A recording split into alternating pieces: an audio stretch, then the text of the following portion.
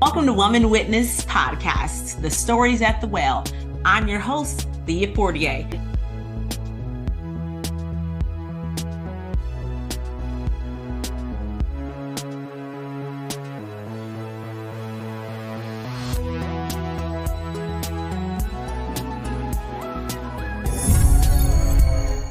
Welcome to another episode of Woman Witness Podcast, The Stories at the Well.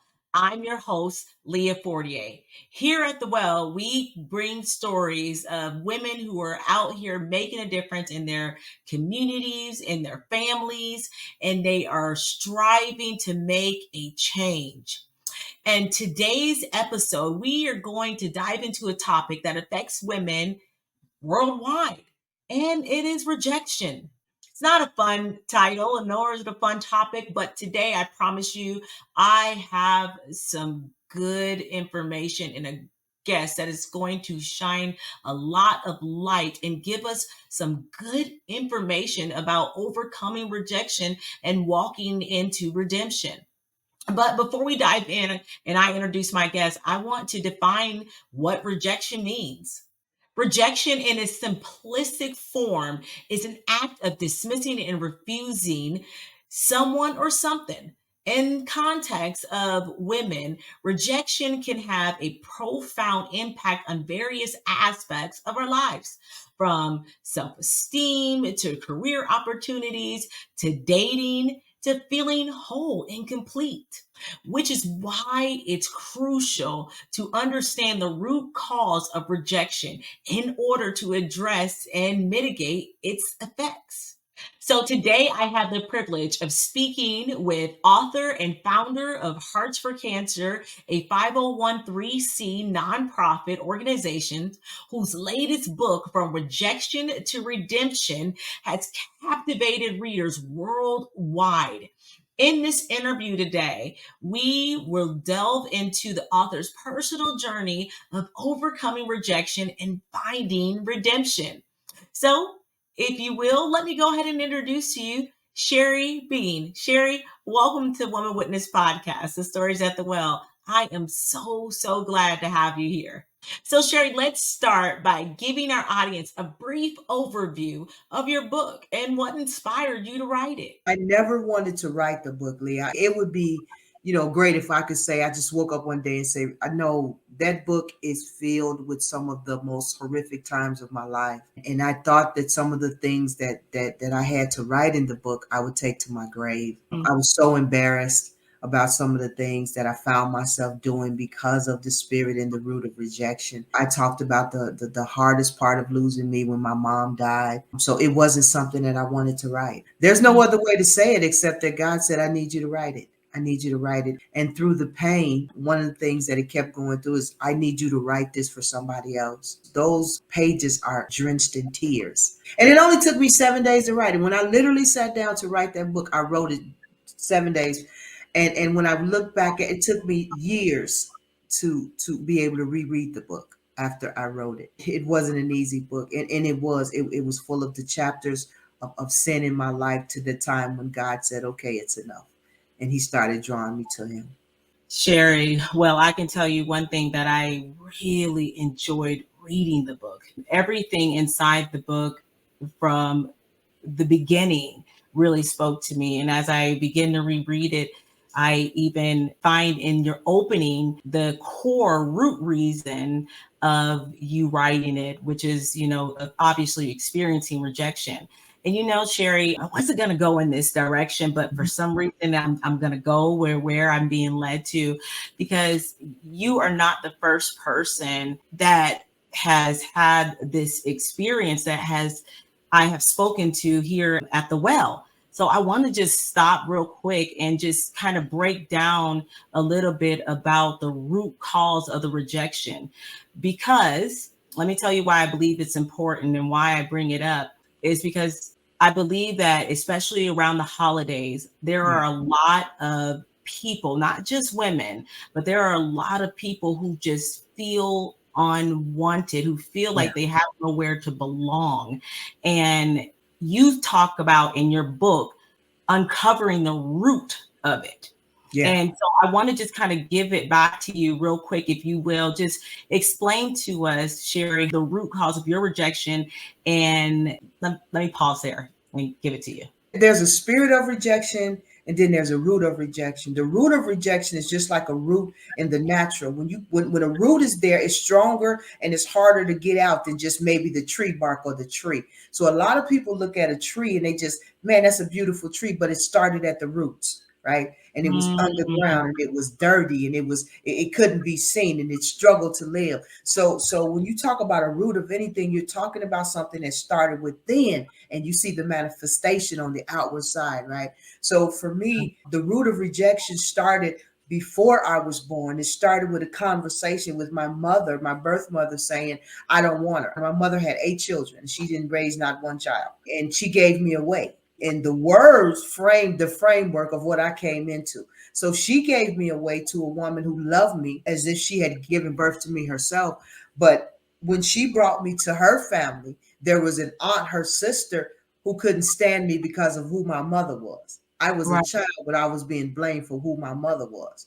And so she right. would make comments, right? And say that girl gonna be just like her mother, and she gonna be this and she gonna be that. So I was fighting a battle that I shouldn't even had to fight. This is why I say this: be careful the seeds that you plant in your child because they'll grow up to be the tree that you started. So nobody could understand why my behavior was negative and all of those things. Well, I came into negativity. That's all that I knew. After my mother died, I was placed in a home with my aunt, and she daily would tell me how dumb and stupid and ugly and ignorant I was. And I was just like my mother, and all of these things which fed Right, the root, right? right. And that's why when I see you with your children and other people with their children, I love it because their framework is love. When you frame something in love, love oozes out, right? Um, And you could tell that, right? You could tell the nurturing, you could tell all of that. So when those who were supposed to protect you forsake you, drop you, leave you, and abandon you, then it opens the door for the root of rejection, which is vastly different from the spirit of rejection. oh, Sherry. Wow. Yeah, okay, Sherry, that's deep. And it's true because if I hear what you're saying, and I'm sorry, Sherry, you got to bear with me because I know that a lot of people who listen to my podcast and who follow along, we are on a journey. We are all in different places in our journey. And Absolutely. if I hear what you're saying that that seed that was planted in us has a possibility to take life and grow if we water it. Absolutely. Words water. Words are very powerful. They are either the bullets, the blows, or the love that frames who you are. Right. So you have children. So when you hug your children, you are telling them your love. Now, if you hit your children every time they do something, then they grow up with this fear, right? This Yeah. fear and all of these things. So we frame that. So I grew up in an abusive, verbally abusive, and I think verbal abuse is the abuse that people downplay because you can't see the bruises. But Yeah. I was walking around bruised all of my life with black eyes in the spirit and black eyes and holes and depths and all of these things, but no one could see it. They only saw the manifestation of my behavior. So absolutely, absolutely, you have to be careful of the words you allow in your atmosphere and in your space, Leah. It's so important. If I would have had someone to counteract some of the things that I went through, then my path would have been different. But my path is my path, and I'm here now.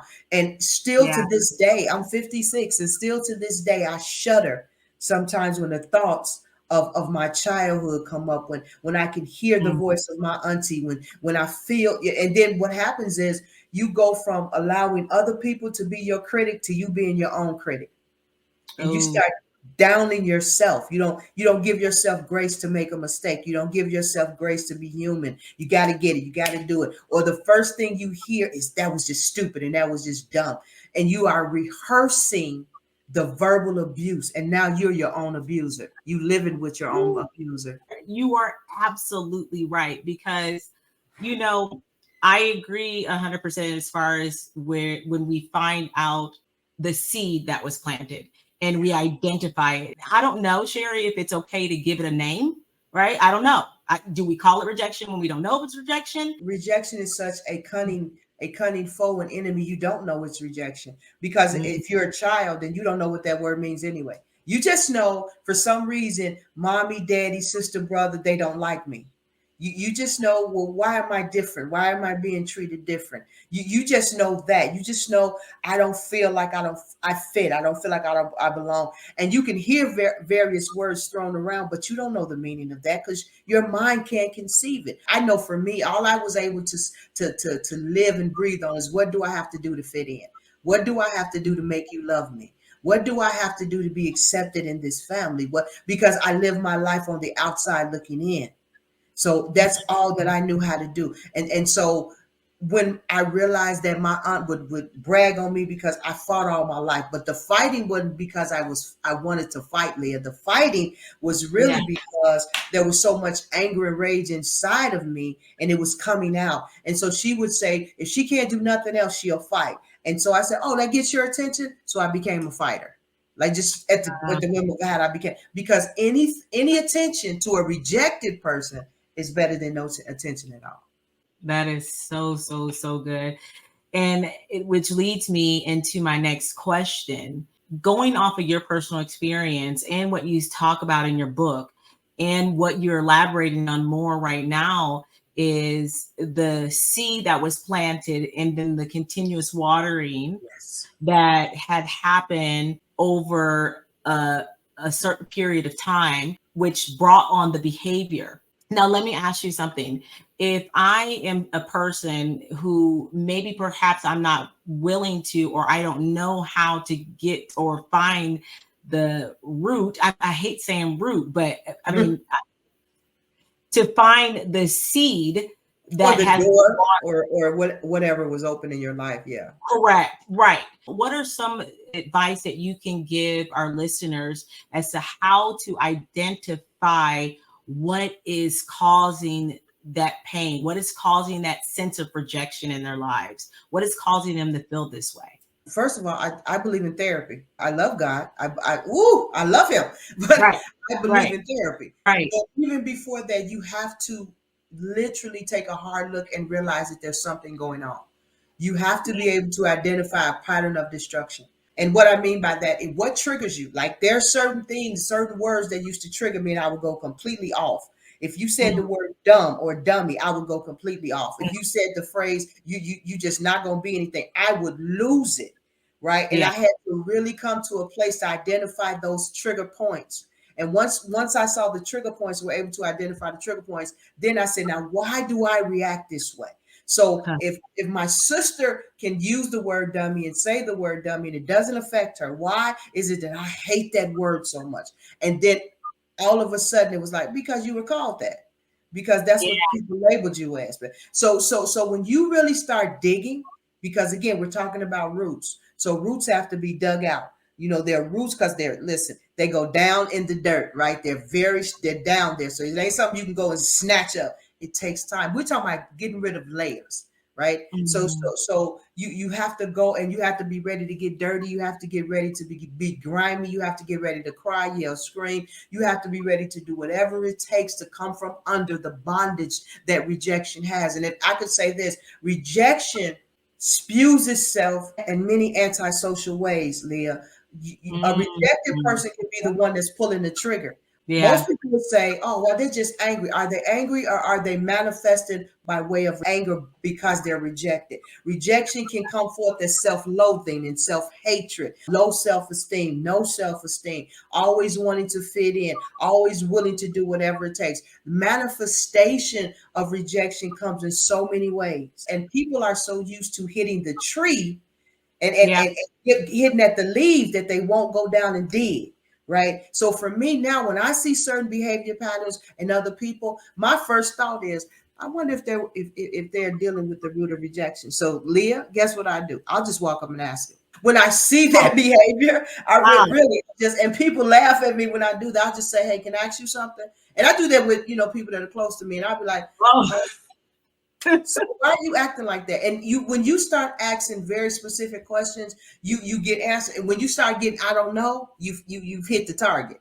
Okay, yeah, so You don't know why you're doing that? Okay. So could it be you're doing that because XYZ, and then all of a sudden you see the breaking from Yeah. within? And then they find that they have a safe place. You always have to have a safe space. Because if you don't have a safe space, you'll keep it to yourself because you don't want to be hurt anymore. Yep.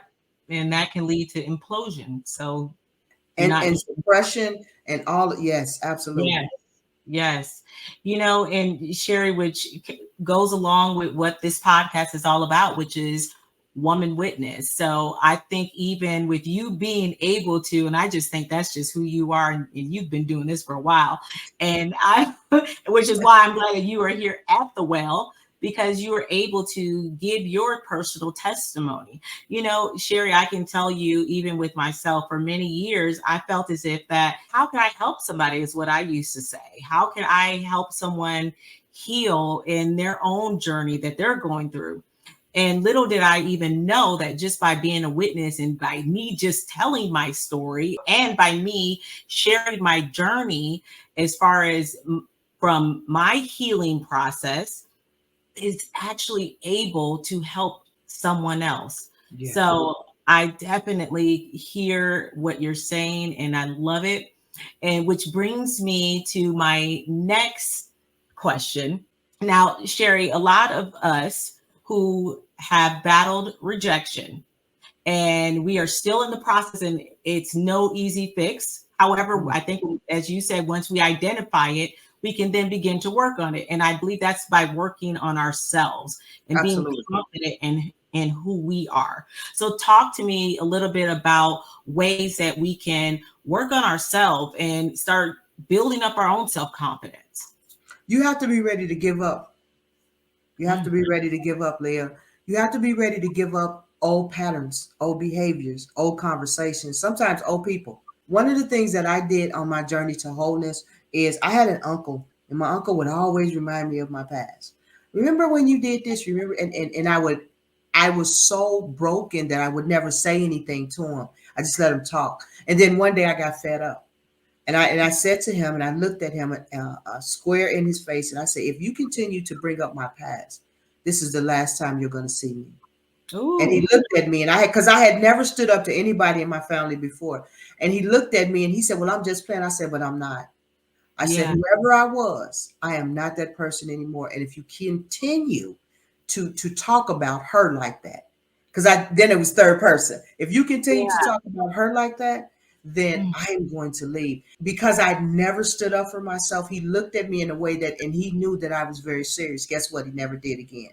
And so little by little, even with my family, when I would go around and they knew my history, my past, and they would be like, "Oh, here come," and I would simply say in a very stern manner, "You can say it if you want to, but here's what's going to happen because you have a past. And so I'm either going to do one or two things. I'm going to meet you where you at, and I'm going to start talking about you, and you don't want me to do that.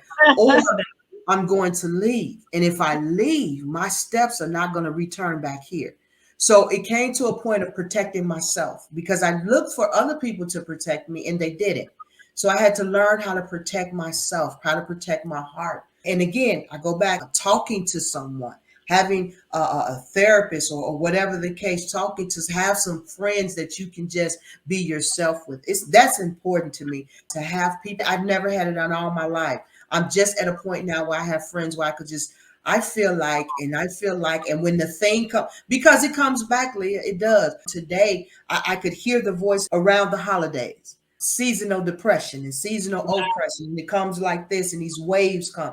And I found myself saying, absolutely not. What you will not do is have this conversation in my head about 30, 40 years ago. You won't do that. And having to affirm, have some affirmations, right? Leah, you said something. You have to be able to look in the mirror and like what you see until you love what you see. If you don't, you're going to keep looking for people to affirm you. You're going to keep looking for people to do this. You're going to wear clothes, and if nobody says the clothes look okay, you're going to change 50 times. If nobody says your hair is good, you're going to go cut your hair. Whatever the case, because you're Yeah. still looking for the outer when it has to come from within. So I would tell anyone, start making changes, little changes. Stand Yeah. up to people who cower over you. Do that little by little, because if they love you and you're on a journey of wholeness and wellness, then they're going to help you on the journey. But what God will do is on the journey, you're also going to find the people who are comfortable with you not being whole. And then you Yes. have to make a decision with that as well. So there's a lot of decisions step by step. Don't try to just swallow the elephant. My apostle says that all the time. Don't chew that whole elephant bit by bit. So Right. I would say that to anyone. And that is so true because I do believe that once we're able to face ourselves and be confident and comfortable with ourselves, and I can tell you, and it's funny, I have a lot of people who have said, Lee, I cannot believe you're doing this, and of course you're doing this, and still this is something that I even battle with. I don't have an issue, but at the same time, I do realize that this was probably something, well, I know for a fact this was probably something that a seed was planted in me a long time ago to get me from actually doing what I'm doing now, which is simply being a witness and being a teacher. It was something that was planted in me. And it wasn't until, as you said, I pulled out that shovel and started digging, and it was messy. Yeah, It wasn't it's pretty. very messy. Absolutely, absolutely, But I absolutely. came out, and so did you. And that's what it's all about. You didn't just come out, you brought people with you. You brought the ones that didn't know how to get out by themselves. Everybody don't know how to dig their way out. But if they can grab a hold of someone who has enough strength, who has enough determination to get out, then they come out too. And so that's why when you said woman at the well, if you look at that story, that's a woman that was rejected. Yeah. She was living in rejection. Yeah. And, Yeah. and and and the whole story behind that is she was dealing with men that weren't her husband. They were just there for the moment. And a lot of times people think that, oh, well, it's just about this and it's just about that. Sometimes, Leah, in my life, because I had a 12-year crack addiction and all kind of stuff. One of the things that I told someone when I was talking about my story, when I was able to, I said many of the people that I slept with, I didn't sleep with to get high. I slept with because I didn't want to feel alone. And even Wow. whether it was 10 minutes, 15 minutes, or 20 minutes, it gave me a relief of myself. Right. So that's Mhm. why I tell people my testimony is bloody. It's raw. I found that it's not for the faint of heart. And I mean that in saying Right. that some people, when my testimony is given, it mirrors their life and it's scary. And so they'll rebel against it, but it's a time of healing. Right. Just like Yes. your story. If you look at you, who would have thought, right? Haley How, Berry, I can't get her name out. how dare it? Right. When she was on Oprah, she talked about it. You all tell me that I'm pretty. I don't see that. You all tell me. Now, she is one of the most beautiful women in the world. She did an interview with Oprah, and Oprah was like, what? You didn't say what? And she was like, but they missed it because what she was saying is no matter how many times y'all say that, I don't see it. What I Yeah. see is different. Right. And Yeah. then when her husband had the affair or whatever, how did Yeah. that affect her esteem? It had nothing to do with her, but it had everything to do with her to her. So this is what I'm saying, that you have to be Wrong careful of your technique. surroundings. Sherry, that is so true. You said something that I just want to point out. And again, it goes back to woman witness. And you said those who you share your story with, they feel convicted. But I think for me, Sherry, what I have found is for those who need to hear it the most and need to heal the most, I have not felt any pushback for them. If anything, I have had people reach out to me saying, Leah, thank you for doing this. Yes, Thank you for sharing your story because now that they see that I'm the first one to say, I'm still not all the way out. I am on, absolutely. I am always on a journey. I feel like once we say that we are healed and we are whole, what are we leaving God to do? There's no room Right, for right. God to do anything in our lives, right? Because we're perfect. So I always approach anything that I do from that standpoint. And you wrote it here in your book too, Sherry. You leave yourself open for people to relate to your story. And I thank you for doing that because I just think that there's far too many of us who are out here lost, who are Yeah, out here and we feel alone and we feel rejected. We can't find that person or that community to belong to. But it's only absolutely. once we start telling our story do we open the door for others to walk in and say, oh, okay, I'm just like her, or, or she's just like me. Absolutely. Talk to me about, we already talked about uncovering and finding out what our rejection is. Now I want to talk to some of our listeners about the road to redemption. What was the actual turning point, Sherry? What made you say, I'm done? You said we had to give it up and surrender. So what was your moment? I was walking down the street and I was walking with my sin partner. That's exactly what it was. I was walking with my sin partner. And the lady ran out of a lady who I said she thought I was too much of a sinner, and I thought she was just entirely too saved. So we just, yeah. But she ran out of the nail shop and she hugged me. This woman would do anything to avoid me, but she came and hugged me. And she said, look, God is going to use you and your testimony. And I looked at her. I was like, God, who? I don't mess with him. He don't mess with me. We all right. We good. It was at that moment that I realized now an impartation was given. And for some reason after that, I literally started wanting to know, who is Jesus? Who is God? What are y'all talking about? And I would go places to many different churches and people would look at me because all I had was men clothes. So people would look at me and I was, ugh. Nobody asked me about salvation. Nobody told me nobody asked me, was I saved?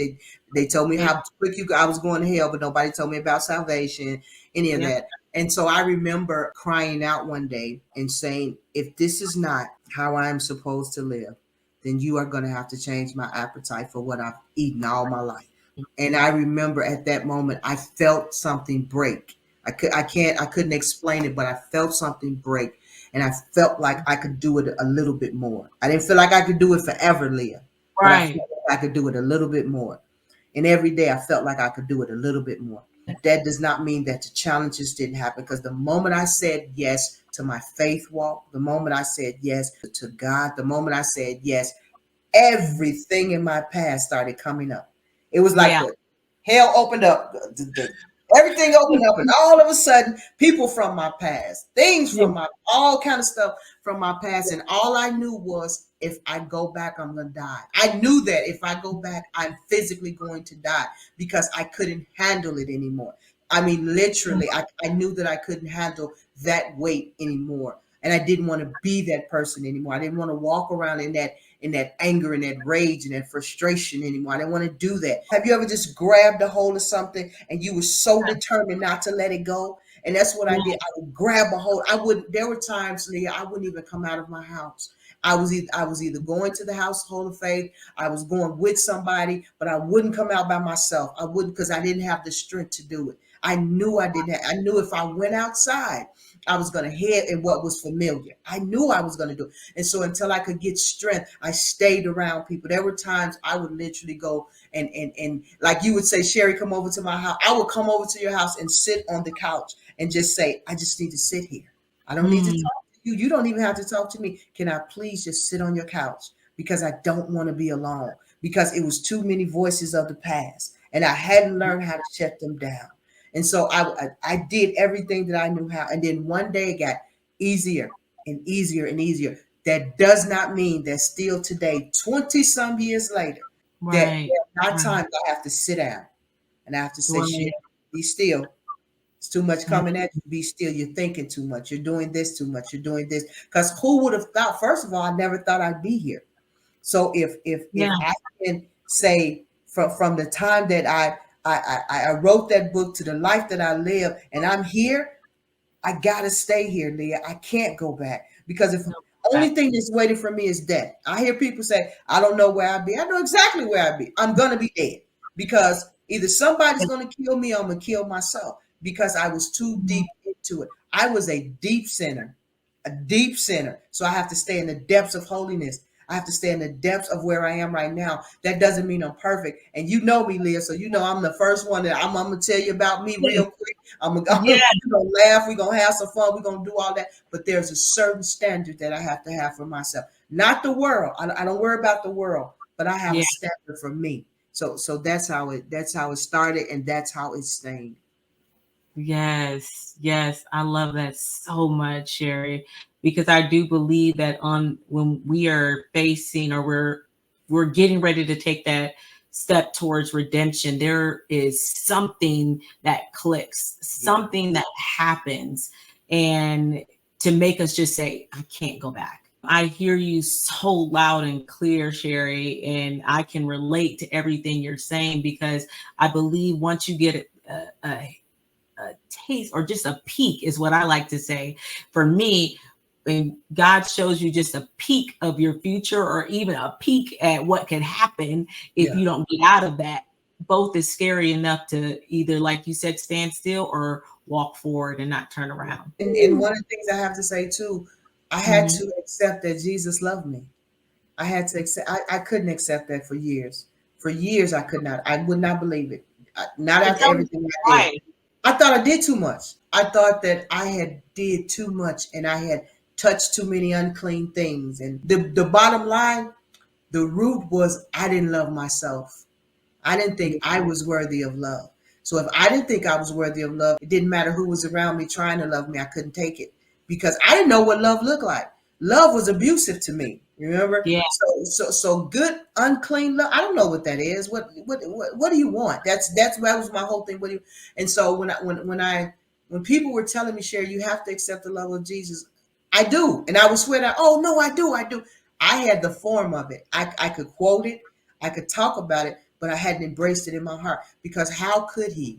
How could yeah, he? And I was a crack addict. How could he, when I lived an alternative lifestyle, how could he, when I did all of the things that I did, when I spent, and when I was going in and out of jail, and when I said, I don't want any, how could he? And once I really start accepting the love of him, a lot of things start to break off then because then I say, wait a minute, if Jesus could love me, now teach me how to love myself. Leah, I'm still learning. I'm talking about because we can love the good parts, but yeah, Jesus, teach me how to love the parts that are not so good. Teach me how to love the parts that are just downright nasty. Teach me yeah, how to love all of me. And that's the lifelong eternal journey to learn how to do that. And to learn that sometimes I see myself walking in other people and to learn to love them too. Rather than I don't even want to be no. Because what God is saying is that was you. And the love I gave you, demonstrate that love to them. So yeah, yeah. it was definitely though. Uh, you're absolutely right. I did a podcast last week, and the podcast I did was expectations, and the miracle of expectations is what it's called. And I spoke about how I used to have that mindset of nothing ever good is could happen for me, and if it does, it's gonna mess up or I'm gonna break it. I used to always somehow in my mind bargain with God, if you Yeah. will. And I would say, you know what? I ain't gonna ask you for nothing else. I ain't gonna ask for nothing. You already did way too much. And it's true. And if we were to sit down, yes, it's good to be grateful and we need to be grateful because God has done way too much for me. But I had to get to the point, Sherry, where I stopped trying to tie God's hands and what he can Yes. actually do for me. Just because he's done a lot does not mean that he cannot do any more for me. And I hear you so loud and clear because it took me a while to get to that point, Sherry, Mhm. because Mhm. I would just sit in I don't want to say lack, but I would sit, yes, I will say lack in what God has planned for me. Absolutely. And God has, and I always say this to people, and I hate, and people, sometimes laugh at, not all, but, especially, those close to you who always say, oh, you dream too big, that can never happen. Those people that you have to separate yourself from, the ones you were Yeah, they talking just to. small. The Yeah, small people. yeah, Yeah. small thinkers, Right. and they would always say, Leah, that can never happen. But when we start to live in a place of what redemption, expectation that God can do anything, that he can change anything, that he can break any bondage. Sherry, I agree with you 100%. And you are speaking to me, and hopefully, some of the listeners that are listening feel like they can start their own journey to redemption as well. Yeah. So because it literally means to be redeemed. To be redeemed means to be brought from something. So God does things dually, right? So he takes you from something to put you to something or in something. So the rejection part was what I lived in. The redemption part was where he had to get me. and still and get Mhm. me there and keep me there. So when we talk about redemption, it is different. That looks different for everybody. No two people look at have the same redemption look, right? Because no two people Right. are going through the same thing. I know people who greatest challenge is just being able to love themselves. And people say, "Oh, that's easy." No, it's not. If you come from a root of hate, that's not easy, right? Yeah. And so people have to learn that God loved you enough to do this. So you have to love him enough. And when you love him enough, he'll give you enough love for you. So I said, Mm. when I start falling in love with him, then he started showing me reasons to love myself. And so now Mm. the journey is to fall in love with me or look at myself the way that he does. So if I can have his eyes on me, then I can be able to have his eyes on somebody else. Right. And Mhm. those are the eyes that I want. I want the eyes that see through love, not the eyes that see through critic. Because I've lived that, so I know what that means. Oh, that's so good, Sherry. And which brings me to the book. How did you find writing to be like a form of therapy? Like, I know you said it was the hardest book that you wrote, but what made you just start writing? Have you always been a writer? I realize now I have. I didn't know then. I love to write. Writing was my therapy that I didn't know was therapy when I was growing up. I would write love letters. I would write letters to my mom who passed away. I would just write a lot of Mm. stuff, and I didn't know that. So writing the book, I was shocked. At the end, I was really shocked. I was like 7 days, huh? And even though I pushed it away and did all of that, but now I realize that has always been what I love to write, and I love to write stuff that I think will help somebody else. I didn't know that, Leah. I would just be writing, and people would tell me that you're a prolific writer, and I'd be like, "What? Can you just tell me how you feel about that?" It's a piece. Can you just tell me? And so people would just like, "No, you really write well," And I believe now, I think now and know now, the reason why people say I write well is because I really write from my heart, right? Yeah. Most of the things that I put down, I don't think about it. I just be like, okay, well, this is what I'm feeling right now. When Yeah. books come to my head, titles come to my like that. I didn't think of that title. That was a God title. I didn't because I wasn't trying to write a book. So Got it. just that. So now when titles come, I kind of jot them down because I say this is gonna go somewhere. I think I've always been that and just never knew it. You just said something about you people giving you feedback as far as the things that in the books and the letters and the things that you have written in the past.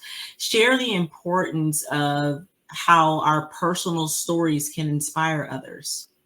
I don't want it to sound churchy or anything like that, but one thing No. that I know, it says that in the scripture, it says that we're saved by the blood of the Lamb and the words of our testimony, and we love not our life unto death. So most of the time we miss that last part, love the life unto death. And what God showed me was that when you love me, you're gonna die to you and your desires and your wants. So no longer can I really be concerned about how people are gonna feel. I have to be concerned about their soul. I have to be concerned about them being free.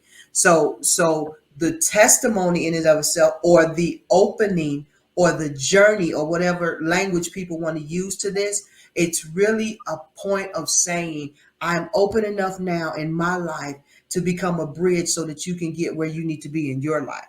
Or Yeah. I'm open enough in my life to be a cover as you become uncovered.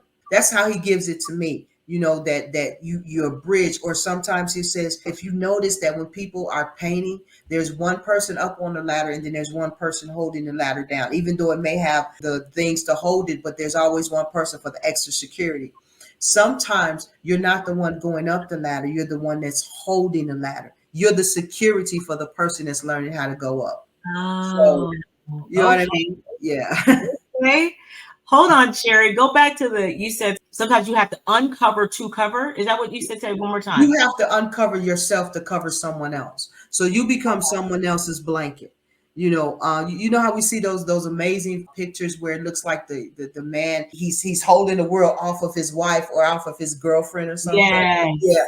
So we become like that. When we begin to share our testimony, we become that blanket, or we become the strength the other person doesn't have until they get the strength, and then they become that for somebody else. So it's really supposed to be a continual circle. when we're writing and when we're doing things, when we're exposing ourselves. Jesus knew the importance of the testimony. That's why he wrote it. That's why he said we're saved by the blood of the Lamb and the words of our testimony. So if we never say anything, who's going to know the testimony? Who's going to get free? So your words will touch people. My words won't. My words will touch people. Your words won't. But everybody will be touched. So that's the whole premise of it. To me, that's the way I look at it. When you said that and you gave the analogy of the man, holding, being the cover, and how if he has taken off his shirt to cover his family, even when we do so, we are still, as you were saying, we are covered by the blood of Jesus. So Yeah. he's covering us as well. So Yes. those things that we are most fearful of people finding out, Yeah. I just feel it in my spirit that you're saying that even that in that moment, in that point, it's okay to be vulnerable, because that's what God needs you to be, is vulnerable, in order for you to relate Yeah. to someone else. In that space, you have to be. You have Yeah, to be.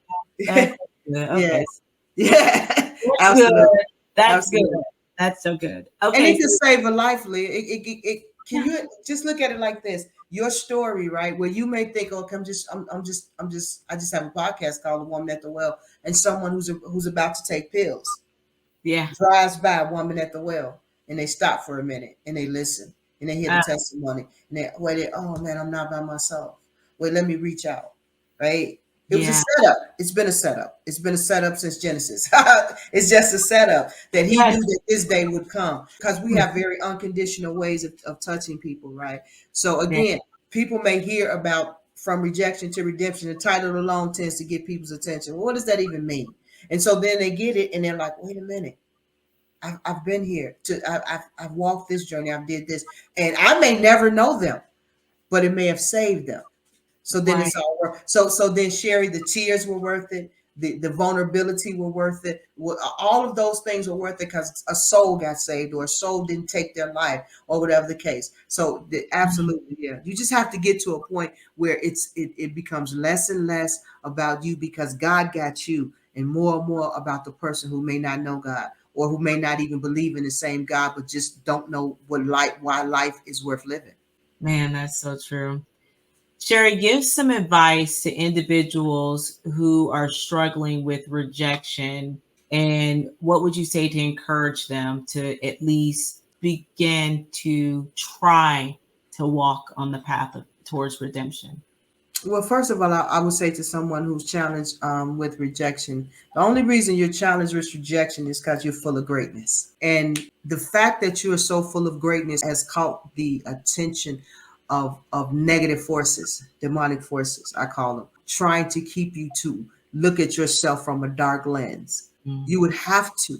And I push people, go talk to somebody. Know that you're enough. Know that you are enough. It's more than a t-shirt. It's more than a slogan. It's more than an advertisement. You've always been more than enough. Right. And you have to know that you are just like the people, the most famous people that we could think of. If we were to go down through the Bible, David was in a sheep herd and they thought it was everybody else. And God stopped Mhm. everything and told them, nope, it's David, the one Yeah. that smell bad, the one Yeah. that's the one I want. So you may smell bad, but he still wants you. You may have done bad, but he still wants you. So you have to look at yourself and realize you were born for purpose, or you wouldn't be here.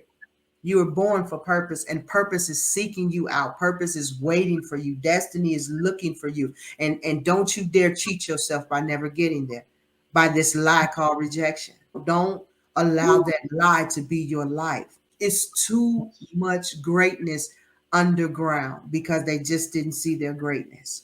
Right? It's too Oh, much.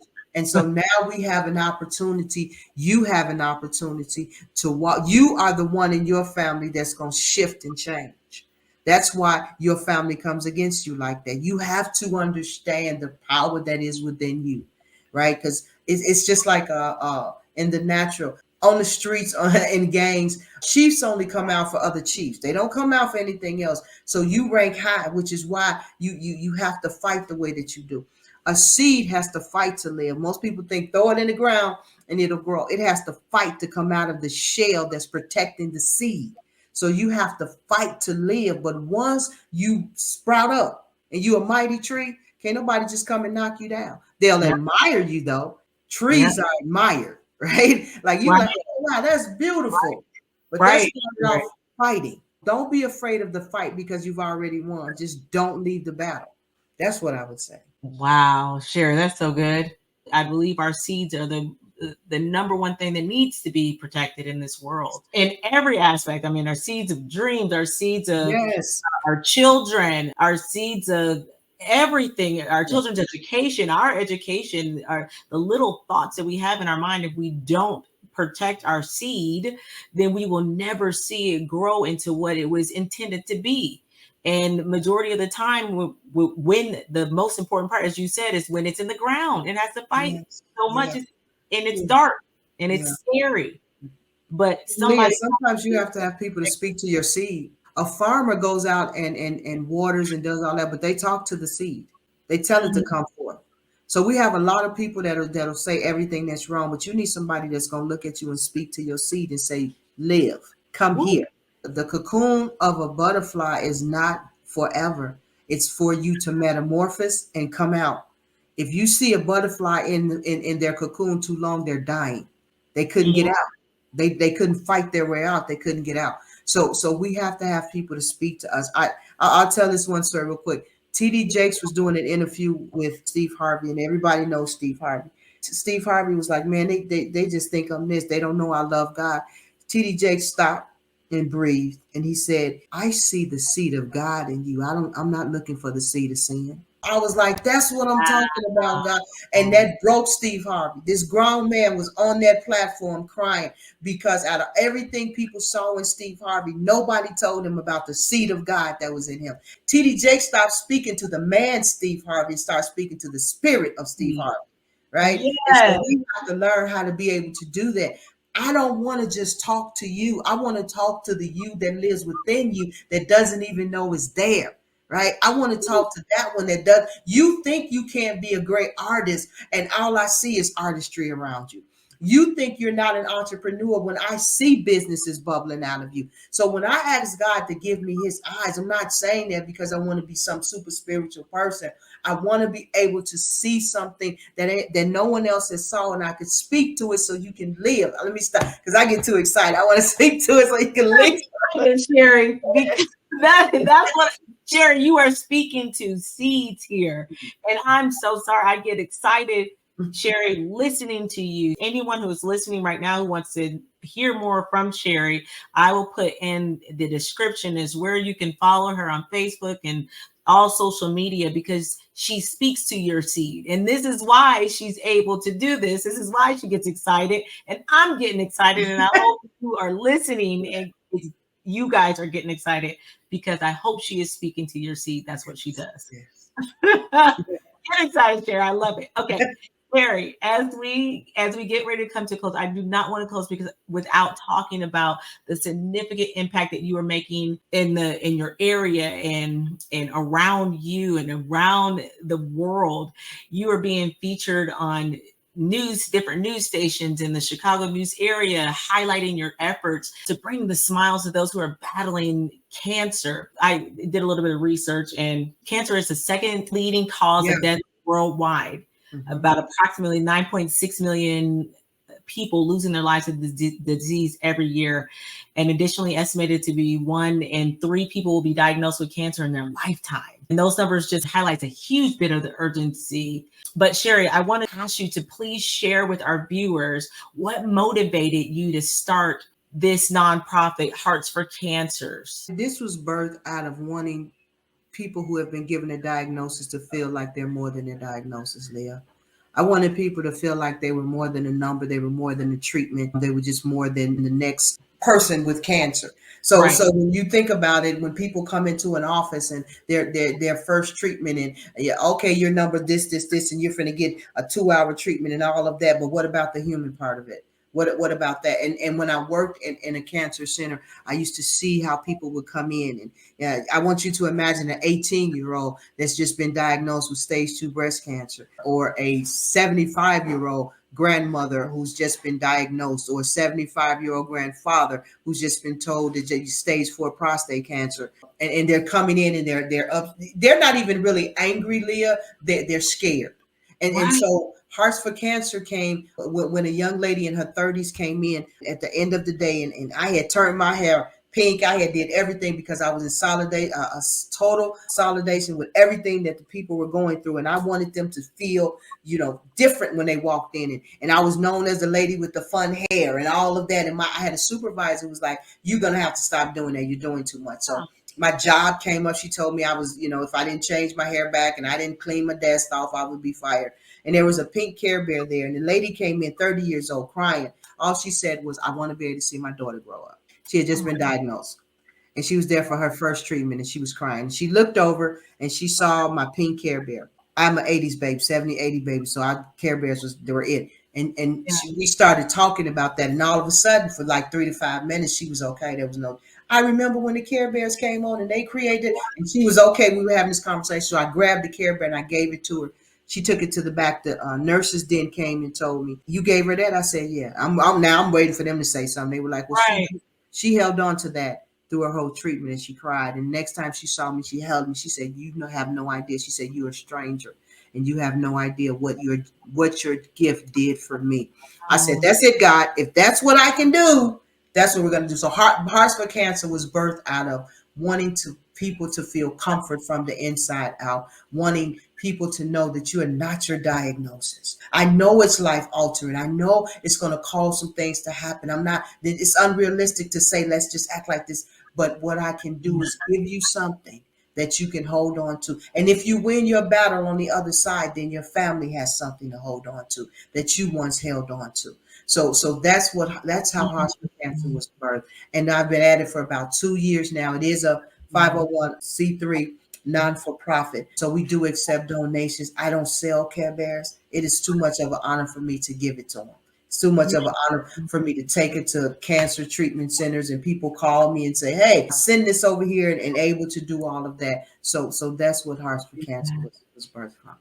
I love that so much. And Sherry, what made me just fall in love with your organization and what you're doing, you're actually, as you said, you're giving the patients something to hold on to, and which is a physical care bear, which is where you're bringing these to hospitals, to different treatment centers, Yes. and you're putting a smile on these people, on these human lives, on their faces.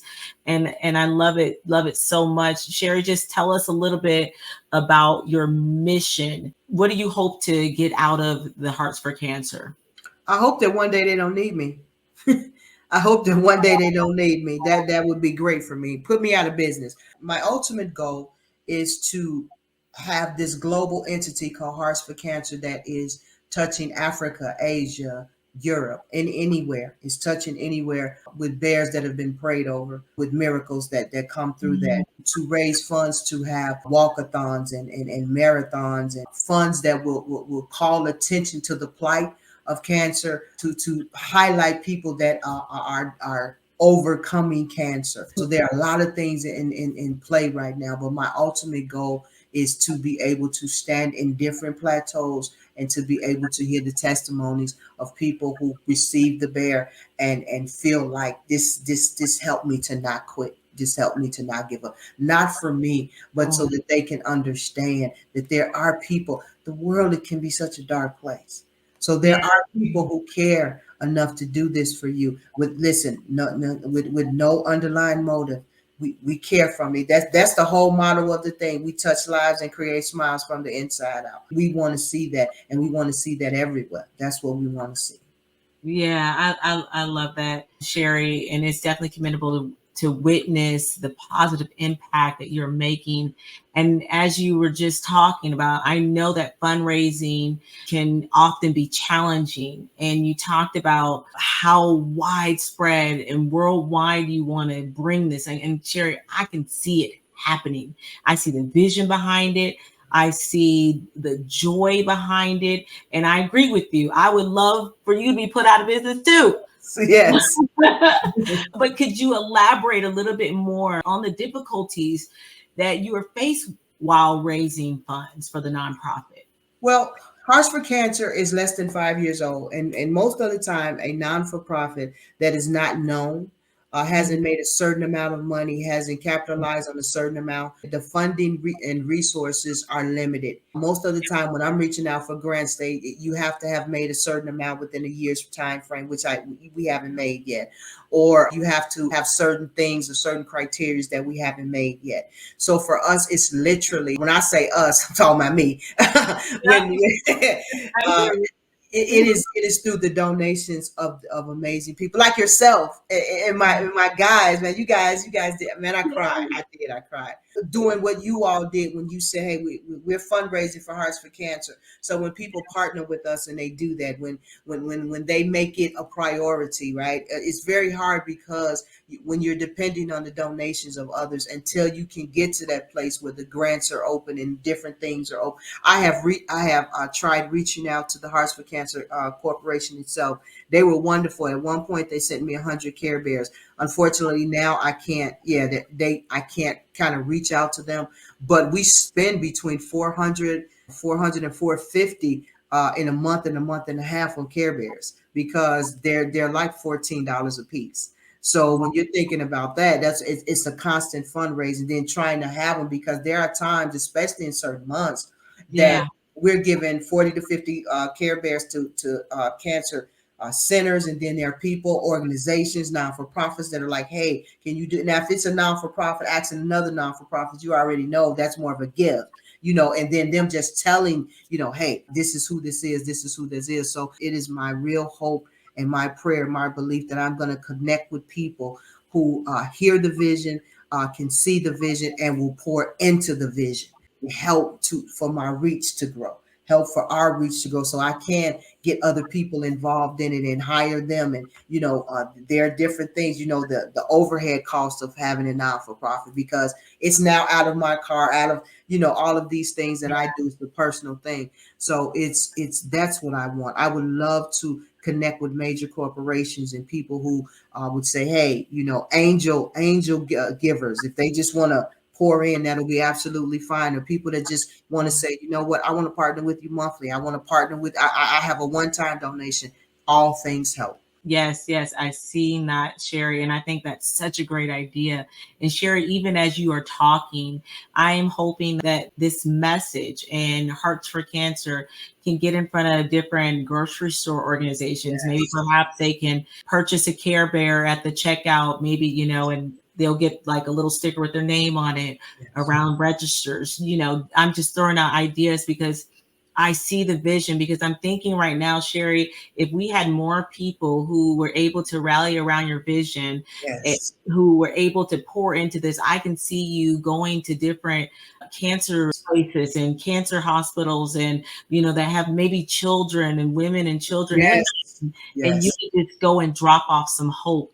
And it Yes. takes partnership. It takes It people who does. are willing to join you in this fight and join you in this journey, because I see the vision Yes. so big and so clear, Sherry. I am a big fan, and anything that I can do and to pour into this and help your Mhm. vision reach more lives, I am all for it. And anyone who is listening, we will definitely leave the information in the description. If you want to partner with Hearts for Cancer, please reach out to Sherry. We will leave all the links below, because we would love for you to join us and join Sherry, partner with us in this journey. Thank you. I appreciate that. Okay, Sherry, thank you so much for joining us and inspiring us with your journey for overcoming rejection and finding redemption, and coming in here and filling our hearts with love and joy and hope. And now, Sherry, before I completely sign out, I want to give the floor back to you. Is there anything else that you want to leave with our listeners? You made it. Yes. Yeah, you made it. You're here. If you are here listening to this or will listen to this, this was not by happenstance. It's not by mistake. You were destined to hear this, and you made it. You made it to this point. You made it to this point, and there's a point after this, and then there's a point after that. Don't let the lie of rejection cause you to lose this thing called life. Don't be one of those that is walking around dark in the midst of light. Get you some people, talk to somebody, listen, fight for the seed. Fight for the seed. You are worthy. You are enough. You are enough. And you've Yes. always been enough. I am so honored that you would have me on here. You know, I love you. You've always been my Leah. So I love you. I do. And those amazing young men and your husband as well. So I love the impact that you're making. I do. Oh, thank you so much, Sherry. I always love bringing people here to this well who has overcome and fought through battles of their own, who have made it to the other side. Maybe perhaps, as you said here a minute ago, Sherry, that by anyone who is listening to your story, listening to my story, perhaps that they are able to know too that they've made it. A lot of Yes. people are here, but they don't know they made it yet. Made it. Yes. Just kicking Right. and breathing, but they made it. They made it another. Right. Sherry, thank you so much for joining us here at Woman Witness Podcast, The Stories at the Well. Thank you for sharing with us your books from rejection to redemption. It comes with a partner. Hopefully you guys can see this. It comes with a partner journal, activity book, prayer journal so you can follow along with. I would show y'all mine, but I don't want y'all my business. But I encourage you to get both of them because it works, it helps. It definitely, as Sherry said numerous of times today, it speaks to your seed. And that's what it's all about. So thank you so much for joining Thank us you. here at Woman Witness Podcast. Thank you, Sherry. If anything resonated to you during this podcast, if you feel that you have a friend or a sister who can benefit from anything said, please send it to them, share it. And of course, we like you to like and subscribe, and we'll talk to you soon. Bye.